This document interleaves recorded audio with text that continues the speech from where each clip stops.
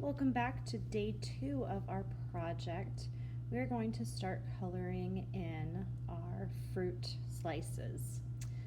So just the pieces of fruit, that's all we're going to work on today. So I want you to think about our value of colors. So value goes from light to dark. So you're going to take the same color of material, so you can use color pencils, crayons, markers, any resource you have available to you, and you're going to line them up from lightest to darkest. So I might even switch these and say that this one is darker than the other ones. So I have it in order from lightest to darker. So it's a value, it goes from light to dark, tint to shade. Okay, so even if you only have one color, let's say you need orange for your orange slice, but you only have one material, you can still use that to add light and dark. And all you need to do is apply a little bit of pressure or more pressure. So if you want it to be really light, you're going to apply a little bit of pressure. If you want it to be really dark, you're going to apply more pressure. So I'll show you right here what I mean. So this is my big orange slice. So if I want it really light, I'm just very gentle, very lightly adding color. And I want you to think about the direction the light is coming from. Is it coming from the right side? Is it coming from the left side? If it's coming from the right side, it's going to be light and then get darker. Even on one slice of fruit, it's going to be light on one side and darker on the other side. So I'm going to have mine coming from the right side. So I'm just applying a little bit of pressure with that color. And then if I want it to be darker, I'm going to add more pressure. So haven't changed the color of my color pencil, still using the same one, but just applying more pressure to it to create value with just one material. I want it to blend nicely. So I don't want it to be a harsh line. I don't want it to be light and dark. I want it to be light and then slowly, gradually become dark. So as I go, I'm applying less and less pressure to make it a gradual value on my slice of orange.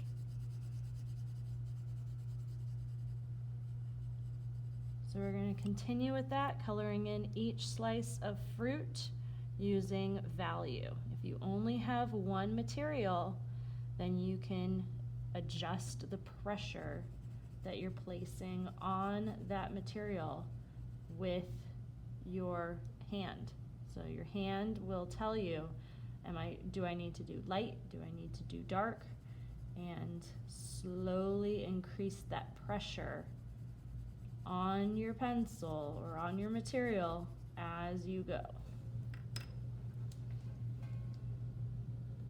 Okay, so here I have colored everything in. You can see I have some values, some areas where it's a little bit darker, and some areas where it's a little bit lighter. And I'm keeping some things white, just plain white without coloring them in, so that you can get that nice edge. So it's okay to not color everything in. I kept the center of that just white. I kept the lines running around this lime white. Same thing with the lemon and the orange.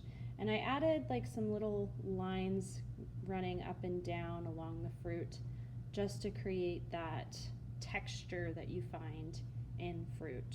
So you can see it really well on this lime here. Just those lines of texture of the individual slices. So this is the end of the second day. You should have all your pieces of fruit colored in, and we're going to call those the positive space because those are the subject of our piece. The background, the area around it, is called the negative space. So all this space that's white right now, we're going to focus on next time. We're going to focus on next time. So for the second day, you should be done with coloring in your fruit, applying that value and making it a gradient, so it's not just one side is dark and the other side is light. It should go from light to dark gradually. Okay, so think of the slices of fruit being the positive space, that's the subject, and the area around it as the background. And we're going to focus on the background on day 3. Hi boys and girls, welcome back to day 3, where we're going to focus on the negative space in this project, the background of our fruit. And I want you to think about complementary colors. So the complement of yellow would be opposite on the color wheel, so that would be purple. The complement of orange for our orange slice would be blue. The complement of red would be green. The complement of green would be red. Same thing. So I want you to think about that and then focus on the areas that you see. So let's say my background, I want it to be the complement of green, which would be red. So because I have some red slices of fruit on my paper, I don't want to use red because that's not going to make that fruit stand out. So we have to think about that complementary color that's going to allow all the fruit on our paper to stand out.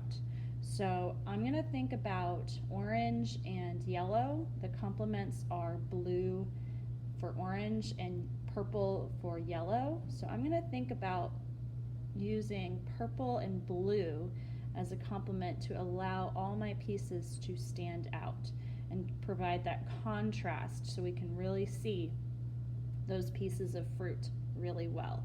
So there's a couple of ways that I'm going to do this. I want to paint the background. Now you don't have to paint it in. You can do any materials that you have, but if you would also like to paint it but you don't have paint, you can use food coloring. I created this earlier, and so it is just food coloring with some water. I think I put in 5 drops of food coloring into some water, and I created some blue watercolor paint with food coloring. If you don't have food coloring at home, you can also use a marker and some aluminum foil or some styrofoam, so like the inside of an egg crate or a takeout container or one of those styrofoam plates. And what you can do is just use a water or a washable marker to create, and you can do this on the aluminum foil as well, and put as much color down as you can. You can see it really well on the styrofoam, and get some water and it'll become some paint, and you can go around the areas to create your paint. Okay. Another way that you can do this is just by using the marker on the actual paper and use your brush, and it'll turn that into watercolor as well. So if you don't have paint at home, there are ways of creating your own paint. If you don't have a paintbrush, you can try a Q-tip. That'll help really well, and that will also help you paint it in. So washable marker or some food coloring. I like these neon food coloring personally, but any food coloring will work. They're just really bright. That's the only reason. But food coloring in general is all really bright. So for this next day, this last day of our project, you're going to color in the background, thinking about the complementary colors. making sure that you're not blending in any of your fruit. So making sure that it's going to stand out from the background. Okay, so I'm gonna finish painting this in and we'll come back in a few moments. Okay, so as you can see, I've completely painted in the whole background. I am gonna go back and make sure that there's no little white spots that are next to the fruit. So areas like this and this, I'm gonna go back in and make sure I get all those little nooks and crannies completely colored in, because I know that that needs to be painted in or colored in. It's not just a white area where I would normally see, like the areas that are supposed to be white would be kind of like this rind area in there, but the areas that aren't supposed to be white are the background areas that are supposed to be colored in. So making sure that I've gone back and addressed those little spots. Okay, so once this is dry, the very final step that I'm going to do is make sure that I add little details. So that can be anything from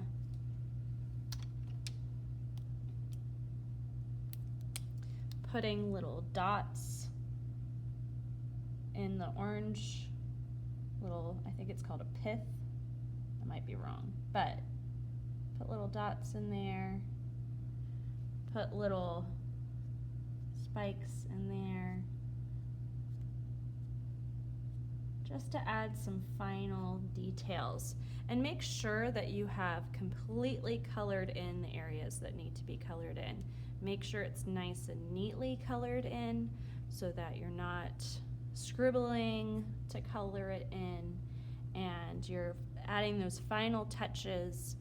In my slide deck, you'll see some slices of various fruits that you are welcome to choose from and pick to kind of help you. You can also, if you have some fresh fruit at home, you can slice those in half and look at it and observe from those natural pieces that you have to create your own fruit slice.